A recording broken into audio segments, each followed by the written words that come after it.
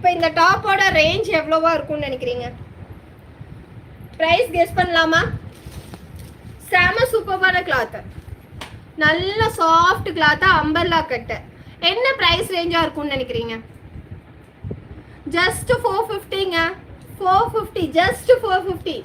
பாருங்க எவ்வளோ சூப்பராக இருக்குன்னு சொல்லிட்டு, எவ்வளோ சூப்பராக இருக்குன்னு சொல்லிட்டு பாருங்க. நேற்று நான் ஒரு கார்ட் செட் போட்டிருந்தேன், அந்த கார்ட் செட்டும் இதுவும் ஈக்குவலாக இருக்கு.